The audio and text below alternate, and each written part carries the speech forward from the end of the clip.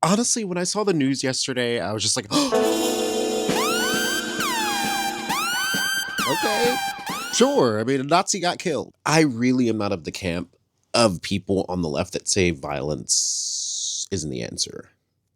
Because what were slave rebellions? You know? You know what I mean? I can't stand the word empathy, actually. I think empathy is a made up new age term that does a lot of damage, but blacks in America did not have the same rights they had today. They were less murderous. There was less break-ins. Why is that? And the data shows they were actually better in the 1940s. It was bad. It was evil. Assassination was the result of the climate of hate. But only I said the chickens came home to roost, and which means the same thing. Climate of hate means that this is the result of something. And when I said chickens coming home to roost, I said the same thing. But you did not say that you were glad the president was killed. No, that's what the press said. What would I look like saying that I'm glad the president was killed? So when I saw the news about Charlie Kirk yesterday, a bunch of emotions rushed through me. Confusion, glee, anger, feeling a little scared. I just want to remind people that neoliberalism teaches you to have empathy for Nazis, for fascists, which is a slippery slope to compromise. And the American Project has you debating whether or not violence is the answer. When the American Project has you debating whether or not violence is the answer, and you are of a marginalized body or background, don't allow the fuckery of all this to put you there. If the oppressor is telling you that violence isn't the answer, like, rewrite the equation. I want to list off a bunch of things that I just learned from refreshing my own understanding of Charlie Charles motherfucking Kirk as I was listening to a podcast this morning. He founded Turning Point USA. Throughout high school, he loved Rush Limbaugh, would sit alone, I think, during high school and listen to Rush Limbaugh, and was so into how vitriolic and horrible and contrarian he was. Like, I did a video on how fascism became monetized, and there's a section on Rush Limbaugh. Rush Limbaugh was fucking horrible. He was a racist. He was a xenophobe. He was very bigoted, but apparently Charles Kirk loved him. This led him to attending Tea Party meetings. Think about Obama running for president around that first time. Ends up getting really noticed for being articulate and really for the cause. And I can't remember who the name of the right-wing politician is, but around this time, he's actually encouraged not to go to college and to build something that will help the conservative party, the Republicans, the right wing. And this is around this time, around 2014, 2015, 2016, he creates Turning Point USA, which is an organization basically dedicated to conservative politics, spreading conservatism on college campuses, especially through a Christian or evangelicizing kind of lens. And this is around the time that Trump is running for president the first time. He's able to kind of become a part of Trump's network, because also around this time, what I find fascinating is that he got a lot of acclaim for Turning Point USA and then was able to meet one of Donald Trump's sons, Donald Trump Jr., and within minutes of meeting Donald Trump Jr. becomes his assistant. Can you imagine the political sleuthery you have to do to be able to do that? And mind you, like, I remember Turning Point USA being talked about a little bit around this time, because 2016 was when I had just graduated college, and throughout 2014 to 2015, I was organizing on my college campus. And I, in retrospect now, was experiencing and seeing the anti-woke wave that was kind of trying to manifest itself, the anti-Palestinian sentiments that led to my friend who was student senate president being sent thousands of death threats, the rise of Black Lives Matter, and also the harassment of wokeness on social media. I remember when I was helping organize protests around this time, there was an app called Yik Yak, which is like a geographically based discussion board. And me and other students that were Black would sometimes be in the library, and there would be reports on Yik Yak of there being monkeys in the library. So the sentiments of conservatism needing to be at the table, conservatism being censored, that wokeness, political correctness is censoring people. Charlie Kirk was a huge part of this huge wave. He pushed this. He rallies against leftism on countless college campuses. We're going to be here for a couple hours.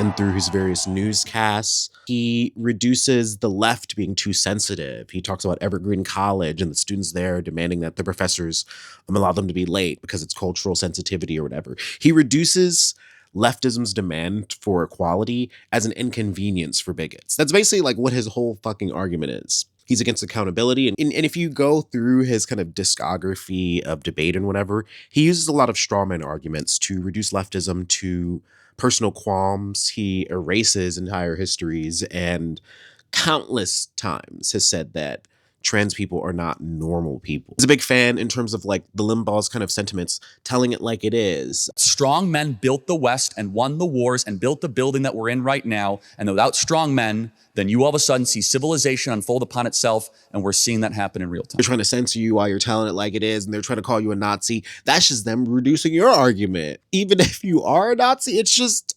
I think it was also around this time that within a few years after Turning Point USA, he was able to meet Donald Trump. He went to Mar-a-Lago. And then after that, Donald Trump became a huge speaker at Turning Point USA events, rock star events, music, rappers, loud music, like the spectacleism of politics. And I think it's so fascinating looking more into Charlie Kirk and how he has aided the Trump ascent to power, and it coming from, at least for Charlie, this sort of Rush Limbaugh-esque kind of bravado. It's very white, it's very religious, it's very gross, it's very contrarian. It's very disgusting when you hear these people talk and explain their ideology. And Charlie Kirk literally has quotes where he's like, yeah, I think empathy is just a word used by the fucking enemy. Well, I guess there's not much empathy for you now.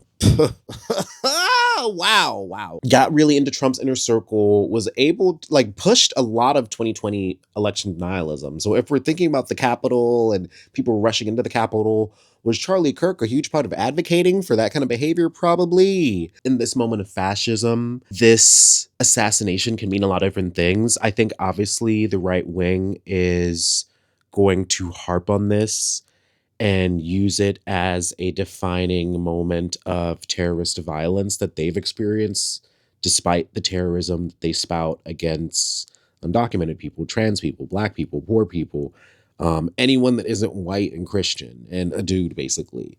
But they're going. I think on some level they're going to aim to use this and to demand another kind of like right-wing messiah for the young people. I think there's going to be potentially a lot of clamoring among right-wing content creators, pundits, to fill the gap, fill the space. I think there's going to be a lot of people studying his strategy of how he got closer and closer. I think it should rightfully scare a lot of people. I mean, the news, I think I saw a news report that said the gunman yelled, "I do it again." From Luigi to whoever this person is, hopefully they're in like Canada or something. Whoever did this, hopefully you're in Canada. I think this will both be a radicalizing moment for some fascists, because if Charlie Kirk was against wokeness and against censorship and against these censorship, fascist or Nazi or eugenicist values, if he can be assassinated for that, imagine what permissions it's going to give the right wingers and fascists. Imagine what kind of reactionary violence they want to yield. And then also with that, understand that the growing resistance to fascism, whether state-sanctioned or not state-sanctioned or some gray area in between, the resistance to that form of fascism, which is now growing, being enabled, the resistance that is growing. How is it that there are young people in the US, in the belly of the beast, receiving the fruits of these luxuries, who in the past have turned to draft dodging and resisting the Vietnam War, have resisted the war on drugs, the war on crime, racially based policing, the various forms of vitriolic violence, that the spirit of resistance that is going to be necessary to push back against fascism that is becoming more and more enticing to younger folks, more and more enticing to people that are obsessively online, more and more enticing to people that are intaking content, propaganda, and not fully understanding what ideology it's based in, what data it's pulling from. And I think in this era, what's the saying? We go where you go. If the Nazis, if the fascists come into your town, the logic has always been, don't let them get to your town, or once they're in your town, get them out of your town. These kids a chance to do the right thing. Some did, others didn't. The next time we saw them, we fought. And then we fought and we fought. We fight at shows, we fight on the streets. I mean, when it came down to it, like, I remember being very scared the first time I fought. But I always felt like, well, what else are we gonna do?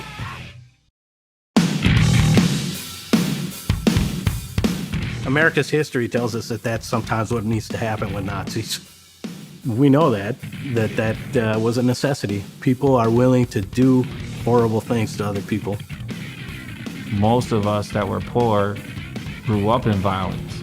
So violence wasn't something that we shied away from. It was like, oh, we're scared of that. We're like, okay, well, we're in a society. Like that is the logic of anti-fascism. And I think similar to a video I think I recently made about is it time to leave the US, fascism will need to be on many fronts. It will have to be in the front of how we educate ourselves in our community, in our media, in our political street action, in so many different facets of our lives. And I think there needs to be a movement that is committed and based in skill sharing that can help us do the work to protect ourselves and each other. That to me is where I see a lot of discourse, or I desire a lot of discourse and action. And it's what I've been thinking about a lot lately too, especially reading into fascism, like the desire for a mythic past. Like I think about Jason Stanley's book so much now that I'm reading it, but Charlie Kirk wanting to be this reification of Rush Limbaugh, and then that feeding into Trump, and then the conservative politics of it all being refractions of each other. That to me is fascinating. For the people that say that violence isn't the answer, tell that to the elite, tell that to the Nazis, tell it to the slave masters, tell it to the people that were attacking the freedom riders, tell it to the people that were attacking peaceful nonviolent protesters, tell that to the IDF, to Netanyahu. When people say that violence isn't the answer, it's an analysis of the world that completely ignores the intentional and systemic violence that the elite, that politicians, that political pundits, that fuckers like Charlie Kirk spew all the time. And to ignore the violence that they profit off of and legitimize and have been yielding and wielding and rebranding over the last 10 years in order to gain political power, in order to pass the fucking horrific policies that they are now. I fully believe that without any obstacles ahead of him, Charlie Kirk would have gotten closer and closer to the Trump team and would have utilized all of the insider knowledge to gain his own wealth and resources and to continue to subjugate Black people, poor people, trans people, to villainize an ideology that is intent on demanding justice. It's honestly wild. And the fact that the right wingers are like, oh my God, I can't believe he's gone. And he was a good one. He was a good one? Oh, all of you are transphobes. Like that's really what that tells me. It's really what it tells me on some level. He was a good one. Good for what? Good for who? Good for people just like him? He's cozying up to Trump. He's visiting Mar-a-Lago. We're living through history. And we're living through history in the way where it's like people are going to look back at this assassination in the future in their own minds, completely understand why it happened based off of the rising resistance to fascism that I think will inevitably continue to grow as fascism also grows as well. Like I don't think one is totally winning over the other. I think the moments, the battles that are distinguishing the war is happening around us, in front of us all the time. And us in our community course of action helps negotiate what these battles are and how they collectivize into how we face whatever the next huge obstacle is. And I really want to end us on the note that we have to be wary of liberalism, of neoliberalism, and how it teaches us to have empathy for Nazis, for fascists, how it teaches us to couch our conversations in a space of compromise where we can sit at the table with people that might want us dead, or people like us dead, or wouldn't mind if harm came our way, and to teach us to reach our hand out and to turn the other cheek. Fuck that. Fuck that. If we all lived our life that way, we'd be in a much worse world.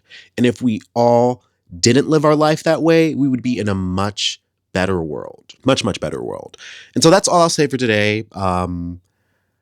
Don't let people argue you into having empathy for Nazis.